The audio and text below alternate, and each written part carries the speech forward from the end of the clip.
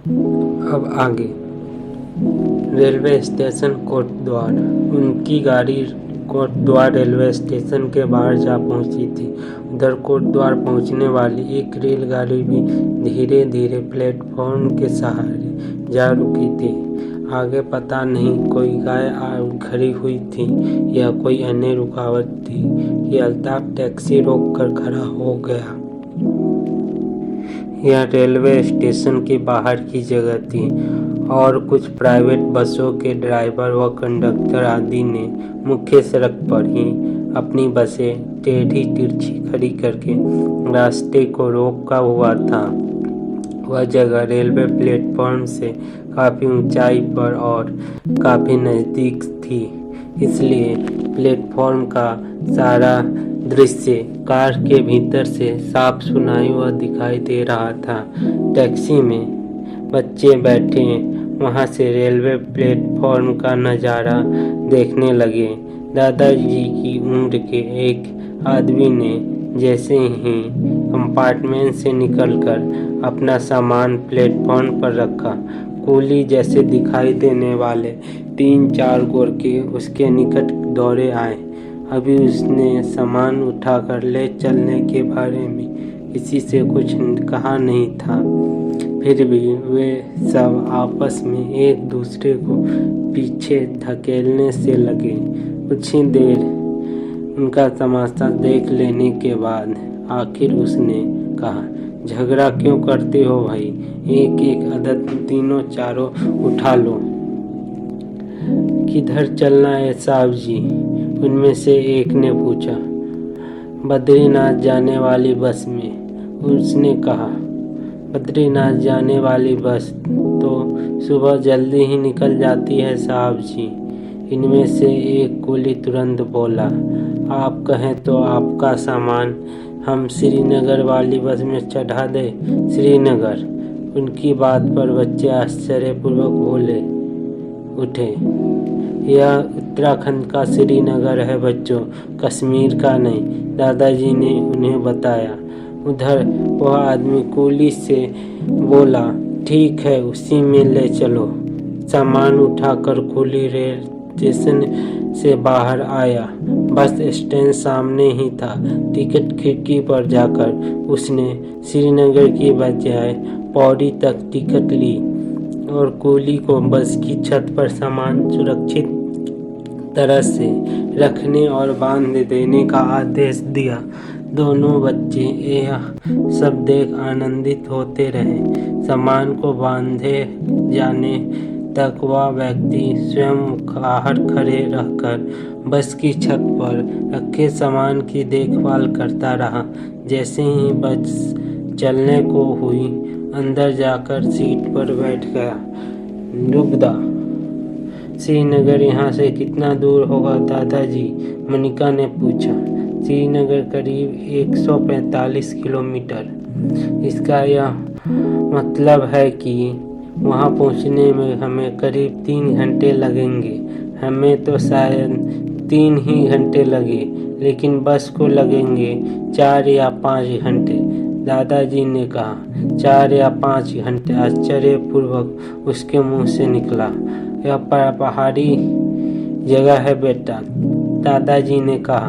Plane नहीं कि गाड़ी को दौड़ाते जाओ, फिर बस वाले को, लोकल सवारियों को तो चढ़ाते उतारते रहना पड़ेगा।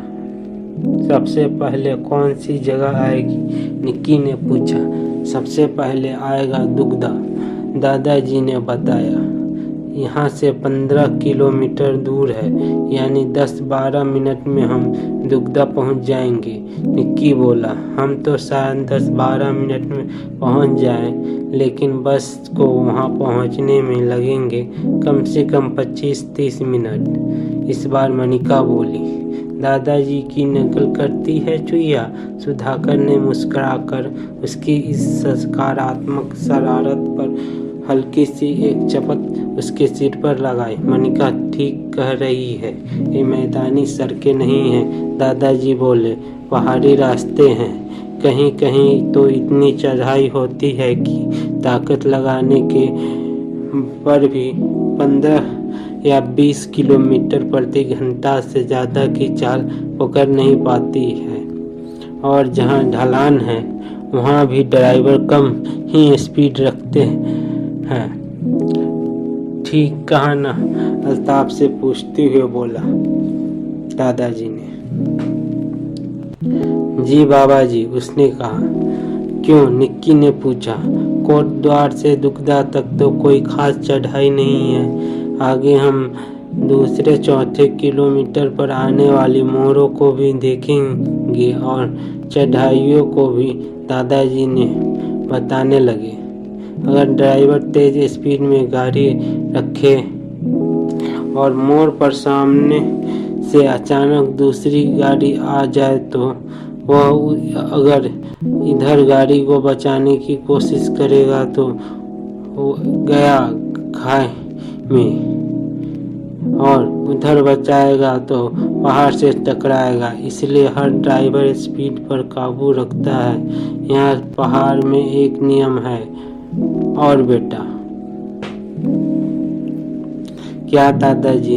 अगर दो गाड़ियाँ किसी ढलान पर अचानक आमने सामने आ जाए तो ढलान से उतरने वाली गाड़ी ढलान पर चढ़ने वाली गाड़ी को रास्ता देगी। थोड़ी देर बाद ही उनकी टैक्सी एक नदी के पुल पर से गुजरी। यह कौन सी नदी है दादाजी? बच्चों ने पूछा। यह भील नदी है। बच्चे तेज गति से बहने वाली उस नदी की धारा को देखते रह गए। कुछ ही देर में टैक्सी दुगदा में जाकर रुक गई। बाहर फल और दूसरी चीजें बेचने वालों की आवाज़ों ने बच्चों का ध्यान भंग किया। वो मुस्कुराकर दादाजी की ओर देखने लगे। चंद्रशेखर आजाद की अभ्यास स्थली। मैं अच्छी तरह से समझ रहा हूँ तुम दोनों इस तरह मुस्कुराते हुए मेरी तरफ देखने का मतलब। दादाजी भी उसकी ओर मुस्कुराते हुए बोले। बच्चों, दुगदा को वो ऐतिहासिक जगह है जहाँ के जंगलों ने मौन रहकर अंग्रेजी शासन के खिलाफ भारत की आज़ादी की लड़ाई में सहयोग दिया था। दादाजी, यहाँ के जंगलों से मतलब उन लोगों से है ना जो यहाँ के जंगलों में रहते थे? मनिका ने पूछा। अक्सर तो ऐसा बोलने का यही मतलब होता है जो तू कह रही है मनिका, लेकिन यहाँ पर जंगल का मतलब वास्तव में जंगल ही है। तब तो मजेदार किस्सा है होना चाहिए। उनकी बात सुनकर ममता ने कहा। सुनाइए बाबूजी। यह मजेदार उतना शायद न लगे ममता, दादाजी बोले, लेकिन हमारे इतिहास का सुनहरा पन्ना जरूर है। चंद्रशेखर आजाद का नाम तो सुना ही होगा तुमने। आप ऐसा क्यों बोल रहे हैं बाबूजी? उसने इस सवाल पर ममता नाराजगी भरी स्वर में बोली। मैं क्या मनिका जितनी बच्ची हूँ जो अपने देश की आज़ादी के लिए मर मिटने वाले अपने शहीदों के नाम भी नहीं सुन रखे? आप मेरा नाम क्यों ले रही है मम्मी? ममता की बात से नाराज मनिका तुरंत बोली उठी। दादाजी की अलमारी में रखी किताब से उठाकर मैंने भगत सिंह, सुखदेव, राम प्रसाद बिस्मिल्ला, राजेंद्र लहरिया आदि और भी पता नहीं कितने ऐसे शहीदों के बारे में पढ़ रखा है जिनके आपने नाम भी नहीं सुने होंगे। ममता उसके इस जवाबी हमले से हार कर चुप रह गई। नाराज न हो बेटा।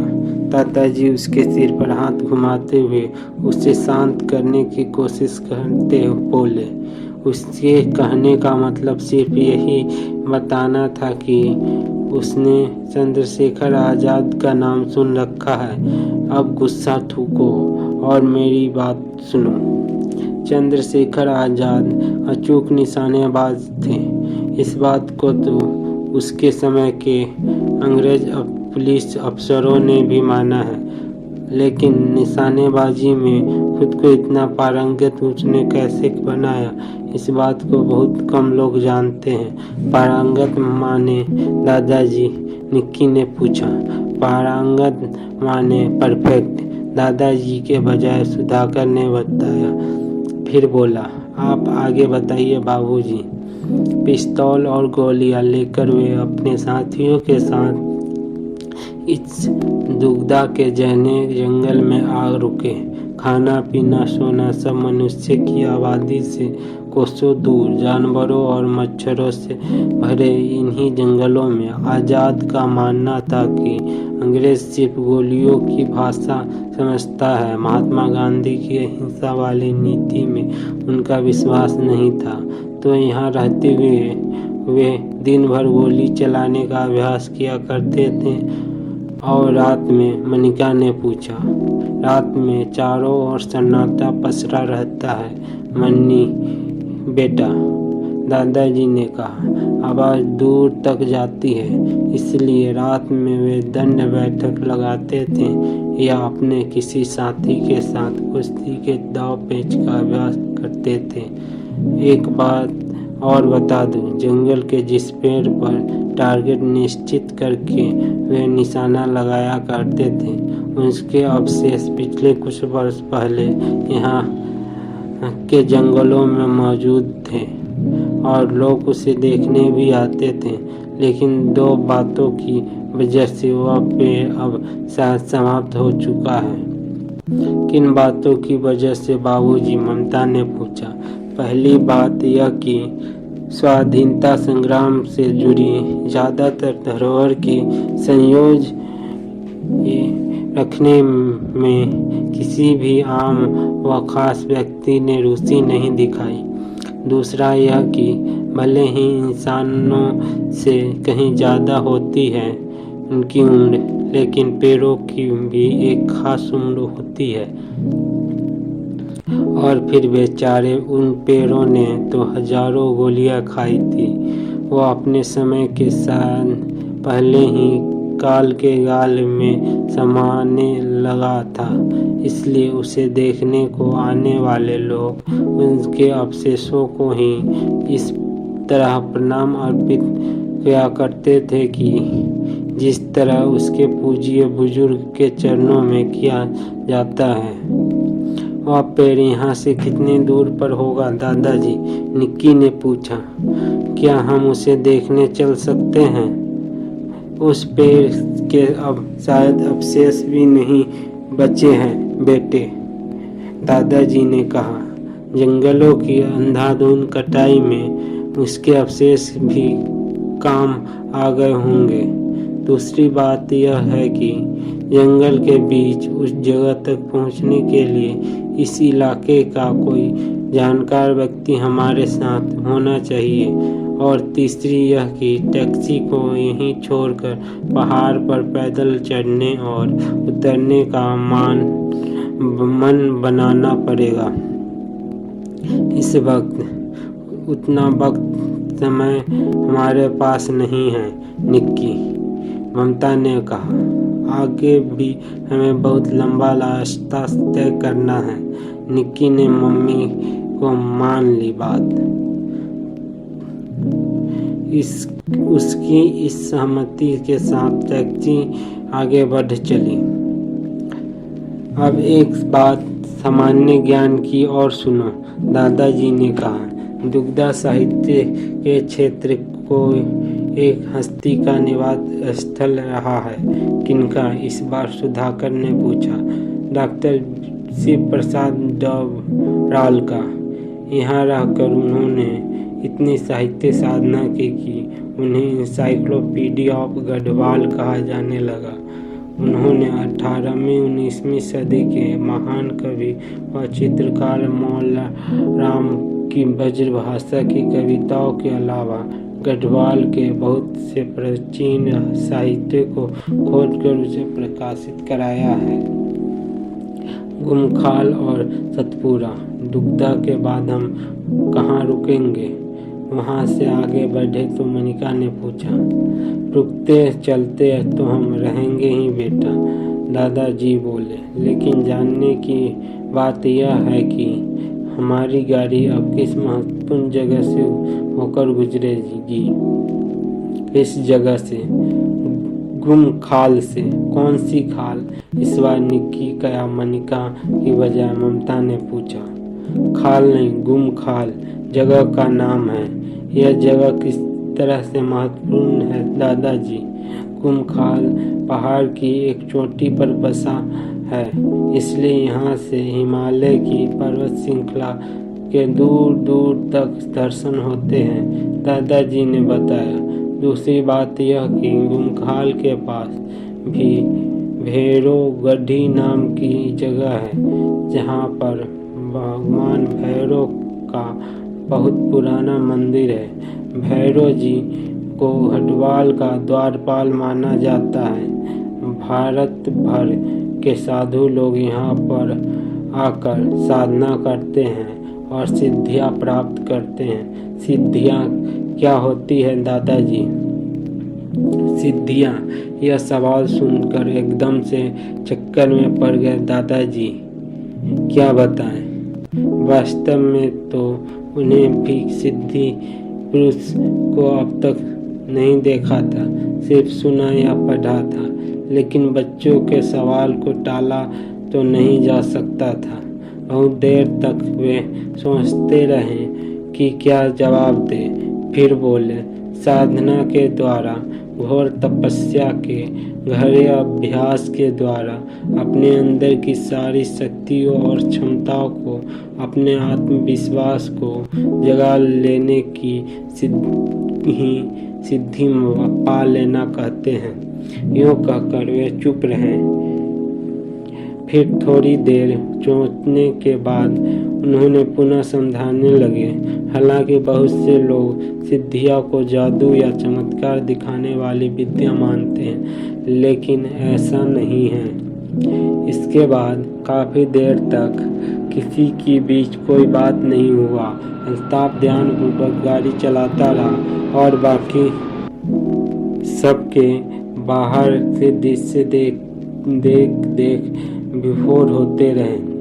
गुमखाल से ही एक रास्ता लैंगडाउन की ओर कट जाता है और दूसरा सतपुरा की ओर। कुछ देर बाद दादाजी ने बताया, उस मोड़ पर पहुंचकर कुछ देर हम रुक भी सकते हैं। उस मोड़ पर हम पहुंचने ही वाले हैं सर जी। यह सुनते ही अल्ताफ बोला, गाड़ी वहाँ रोकनी है क्या? हाँ, दादाजी ने कहा। पहले ही पल गाड़ी किनारे थोड़ी खुली सी जगह देखकर अल्ताफ ने टैक्सी रोक दी। दादाजी खिड़की खोलकर बाहर आ खड़े हुए, उसके पीछे पीछे बाकी सब।